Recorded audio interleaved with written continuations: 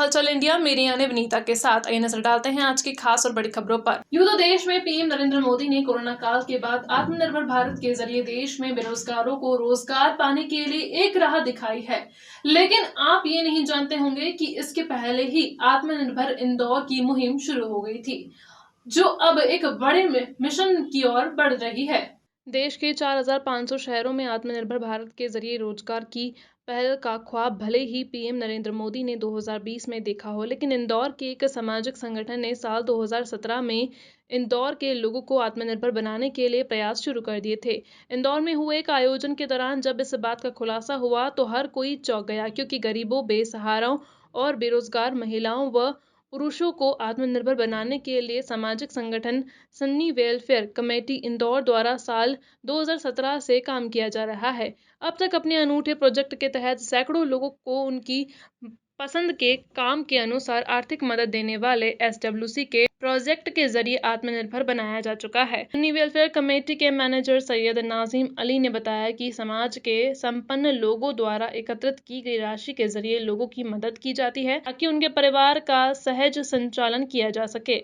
उन्होंने बताया कि आयोजन में बिज इंडिया बिजनेस ऐप का लॉन्च किया गया। इसके साथ ही वेलफेयर प्रोडक्ट भी लॉन्च किए गए। वहीं इस अनूठी पहल के जरिए जिन लाभार्थियों को लाभ मिला है वो भी अपने अनुभव को साझा कर खुश हैं और वो मुकम्मल मदद के लिए संस्था का शुक्रिया कर रहे हैं। इधर आयोजन में शिरकत करने वाले शहर काजी डॉक्टर इशरत अली ने इस पहल को नायाब बताया और कहा कि इंदौर रोजगार उपलब्ध कराने के मामले में निश्चित ही देश में नंबर 1 बनेगा। वहीं उन्होंने कहा कि इंदौर में अब सुन्नी वेलफेयर कमेटी द्वारा सभी वर्गों के 5,000 लोगों की मदद का लक्ष्य रखा गया है। फिलहाल बिना सरकारी मदद के इंदौर से शुरू की गई इस पहल की अब सभी जगह सराहना की जाए।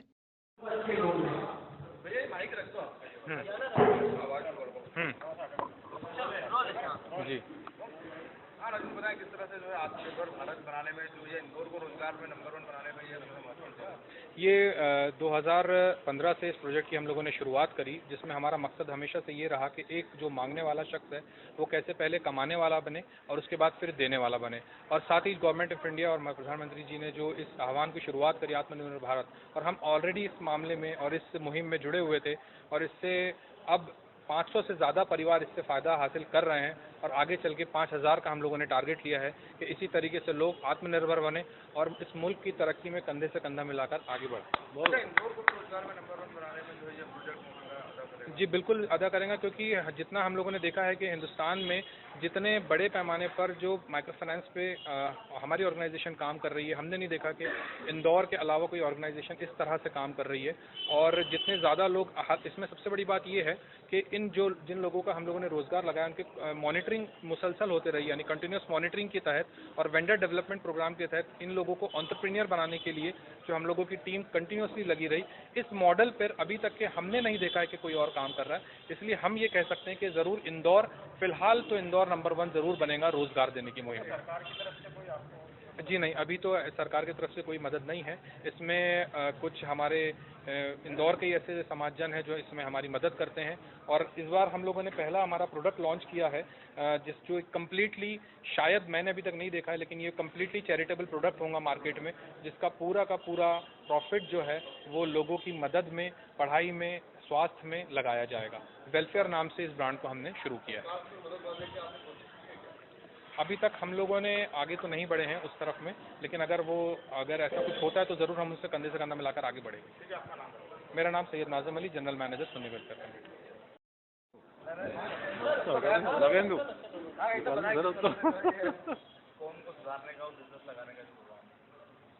देखिए, सब गरीब को भी जीने का बराबर का हक है और हर वो बाशऊर और दौलतमंद इंसान की जिम्मेदारी होना चाहिए।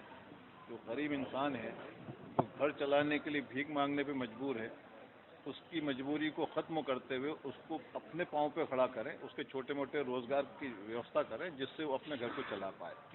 उसी तरह से हमारी तंजीम ने कोशिश करी और जो गरीब बिल्कुल जो मतलब भीख मांगने जैसी स्थिति थी, ऐसे 500 लोगों को उनका सेटअप तैयार किया गया और वो 500 परिवार जो हैं अपना 100, 200, 500 रुपये कमा के अपनी गृहस्थी चला रहे हैं। और ये टारगेट है कि कम से कम स्ट्राइक के 5,000 लोगों का तैयार हो। दूसरी बात ये कि तंजीम चूँकि अब ये बेचेंगे भी सामान, तो हम लोगों ने भी एक अपना प्रोडक्ट निकाल के लिया। 430 रुपये में, बाजार में 900 रुपये के करीब होगा ये। तो ये भी होगा तो इसका तो प्रॉफिट आएगी, वो संस्था का ही फायदा होगा, तो इनके ज़रिए भी बिक जाएगा। वो भी एक कोशिश रही है।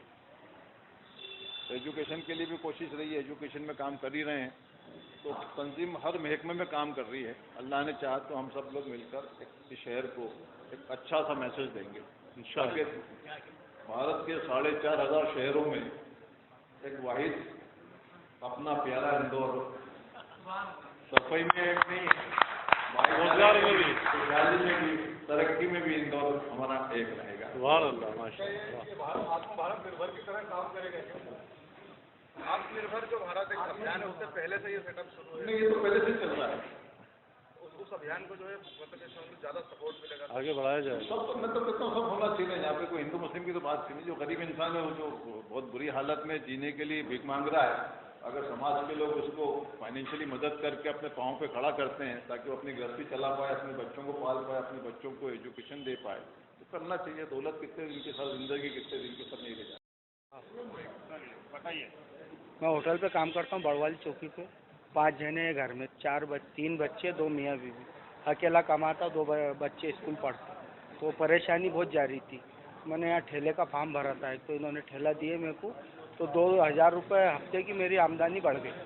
ठेला छुट्टी होने के बाद ठेला लगाता हूँ मैं, पापड़ वापड़ तल के बेचता हूँ, तो 200-300 रुपये उसमें कमा लेता हूँ। तो ऐसी मेरी मदद इधर से हुई। मैं होटल पे बड़वाली चौकी पे काम करता हूँ। शकील शाह, किराए का मकान है, 4,000 रुपये महीने।